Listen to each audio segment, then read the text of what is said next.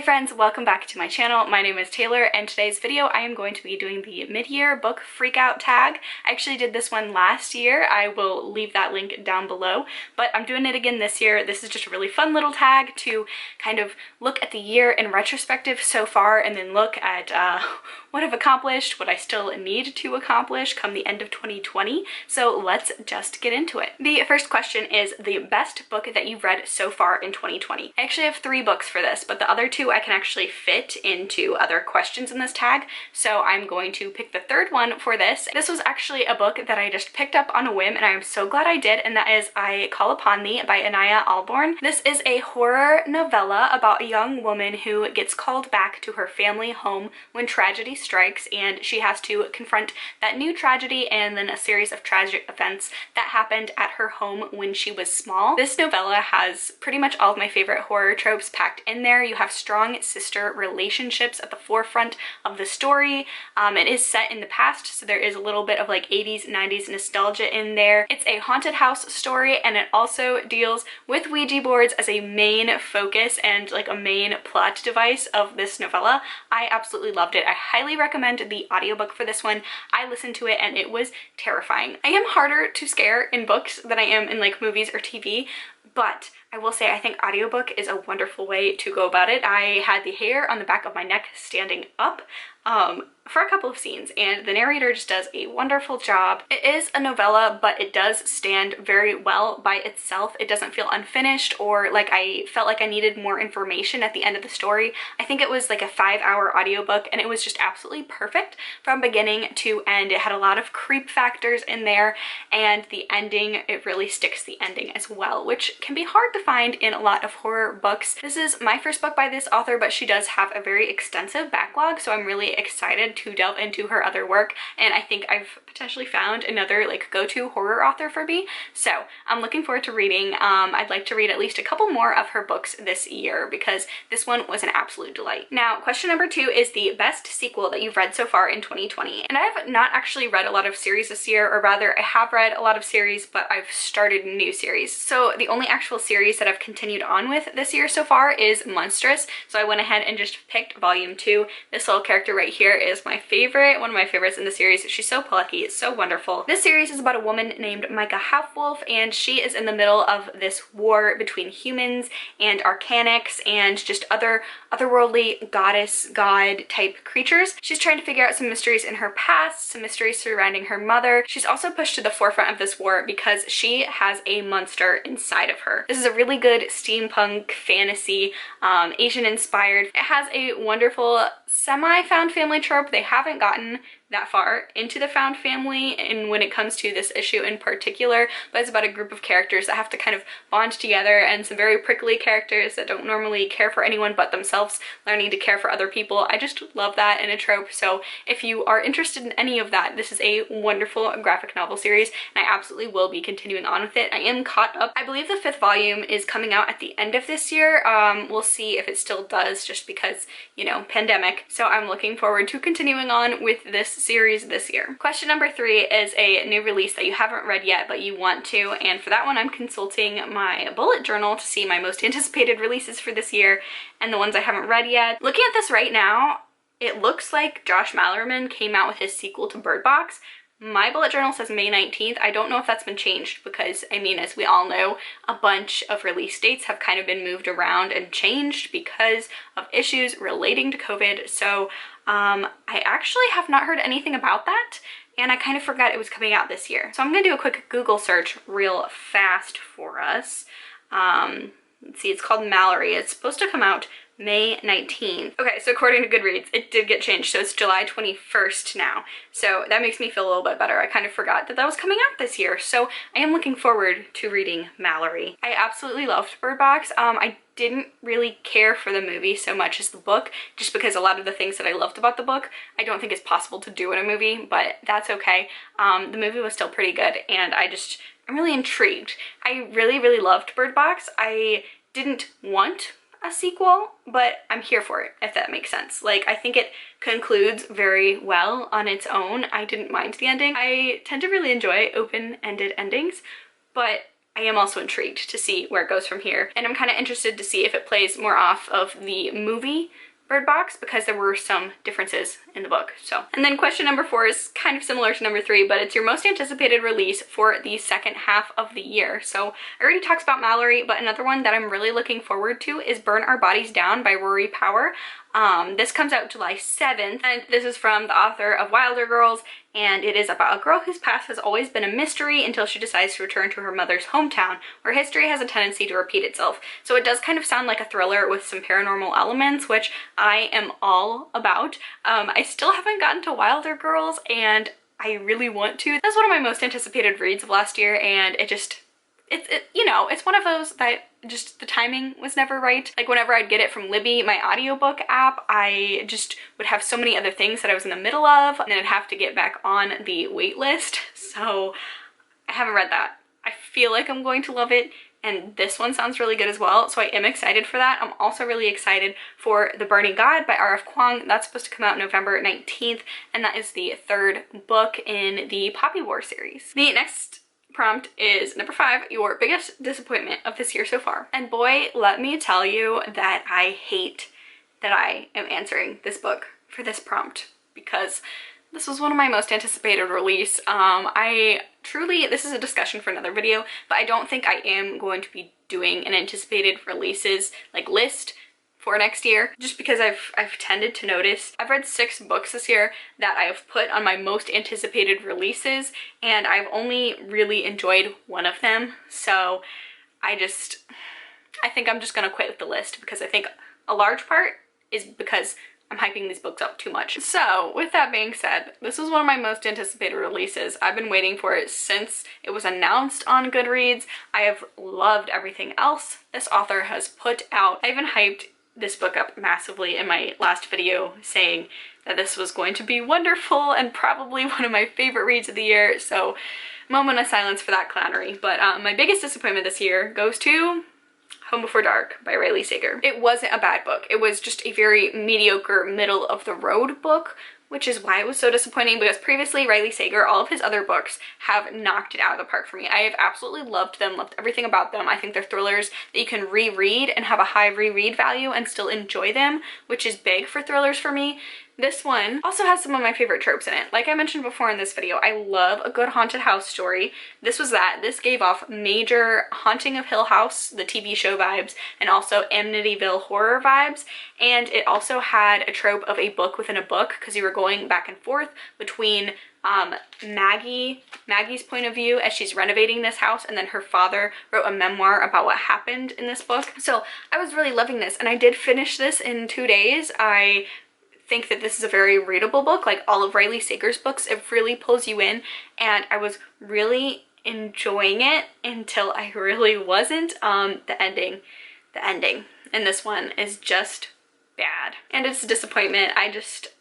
Not going to talk anymore about it, because I was so looking forward to this one, and it really let me down. So that being said though, I don't think it's a bad book. I just hyped myself up way too much for this, and I don't think this is the best of Riley Sager's books. I will still be picking up the next book that Riley Sager comes out with without fail. He hasn't done me wrong for 3 out of his 4 books, and that's still really good odds. Like I absolutely adored his other 3 books. So, you know, one outlier doesn't really bother me, but it also kind of does, because I was actually going to film like a whole vlog surrounding this because I was so excited about it, and I'm not uploading it because it'd be a boring video.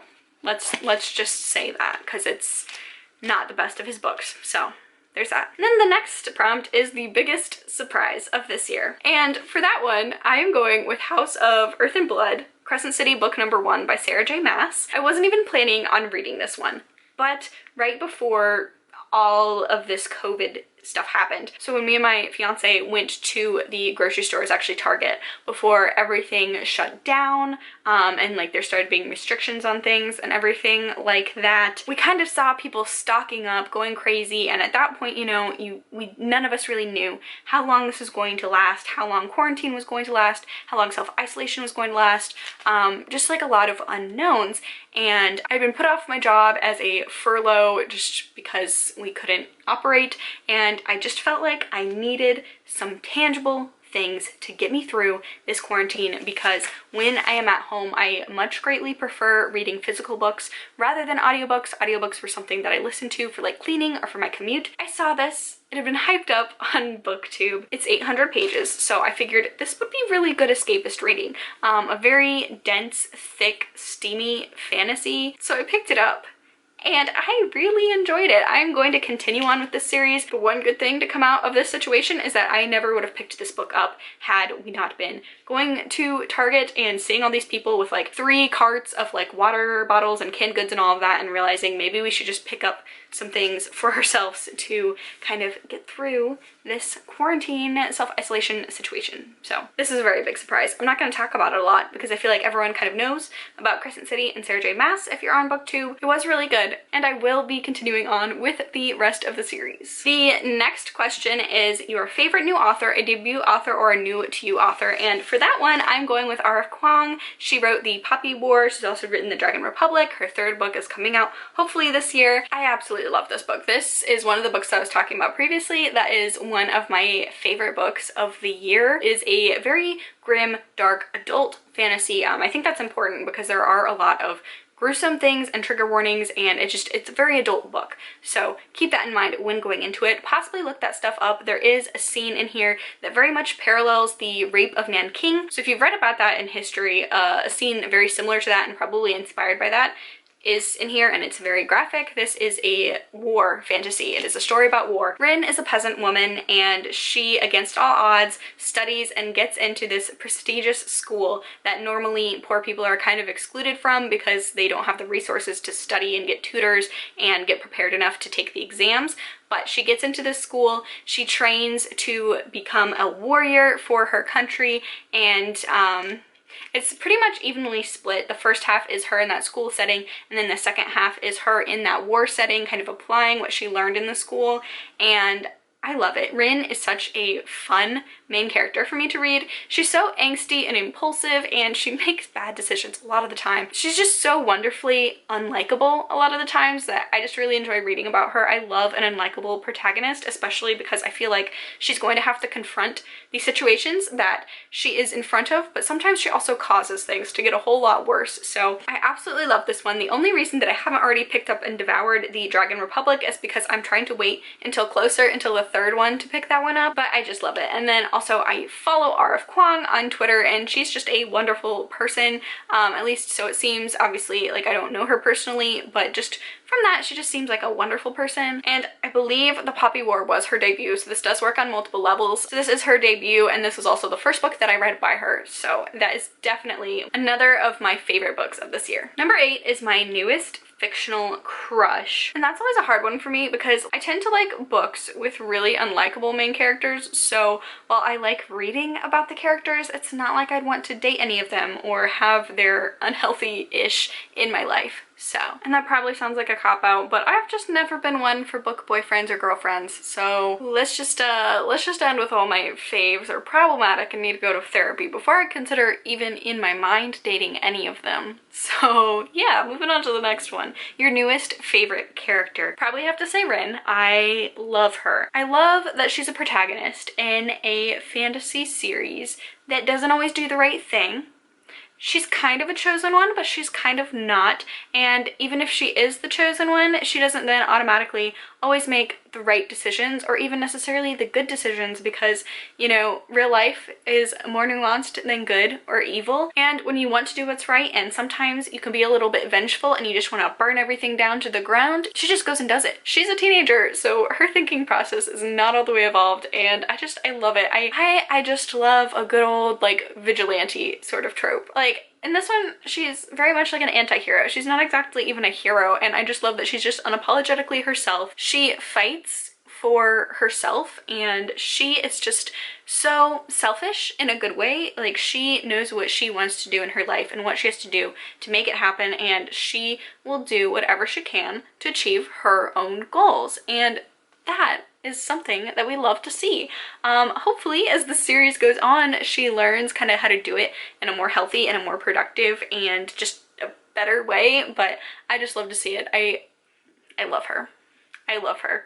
And if it hasn't been made clear by this video, you should really check out The Poppy War if you have been sleeping on it. I absolutely love this series. Next question is a book that made you cry. So for this one, I'll have to say Stay Sexy and Don't Get Murdered by Georgia Hardstark and Karen Kilgariff, which kind of sounds like a weird one for this prompt, but they had so much to say about mental health, mental wellness, getting better, getting help, that just really resonated with me as someone who has anxiety and who has had depression before, like stemming from that anxiety. Their perspectives and their advocacy for, you know, nothing's wrong with you, sometimes you just need a little help, it's just really wonderful and really refreshing. And I love their podcast, and I love that they're just really genuine, wonderful people who just support that and are really good mental health advocates. So those sections in the book really got me tearing up because, you know, some of it's just so relatable if you've had to deal with some mental issues and if you've ever suffered from a mental illness. Some of what they say is just really gonna hit you hard. So yeah, I did tear up a lot while I was reading those sections of that book. The rest of it is wonderful and funny, and not like emotional like that at all, but the sections when they do talk about mental health are very, very hard-hitting. The next question is a book that made you happy, and I mean, all the books that I read made me happy, that I enjoy at least. Obviously, some of them really bum me out. It's so chunky and it's so far away, so I don't want to pick it up, but I am rereading 11/22/63 by Stephen King at the moment. That's probably, if it's not my favorite Stephen King book, it's in the top 3 for sure.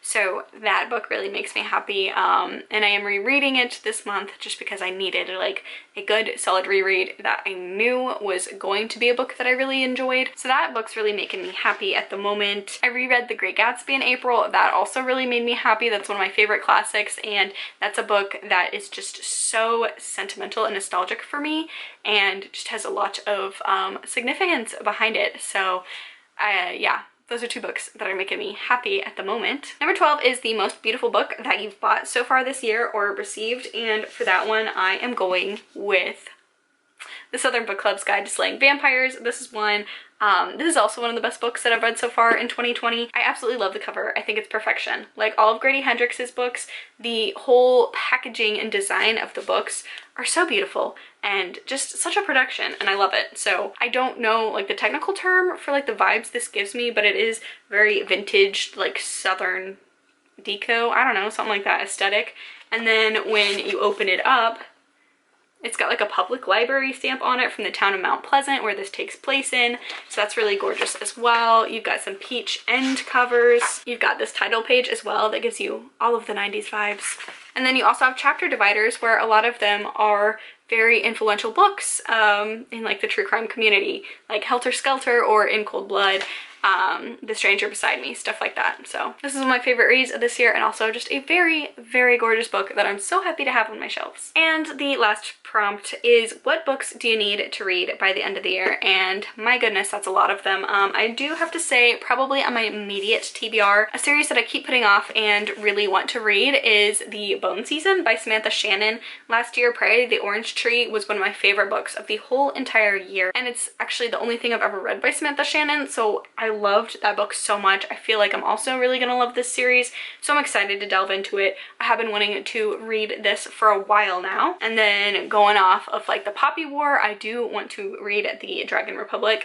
This is my signed copy, small flex, I'm very proud of it. And then The Burning God when it comes out later this year. I'm really hoping that it still comes out this year.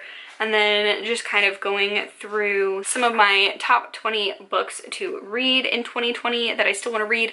I still do want to finish all of the Lord of the Rings series. I'm doing a reread very slowly of that. So all 3 books in that series. Naomi Novik and Victoria Schwab are also coming out with books later on this year in like September or October. So I am looking forward to those as well. Just kind of like some releases that I'm keeping my eye on.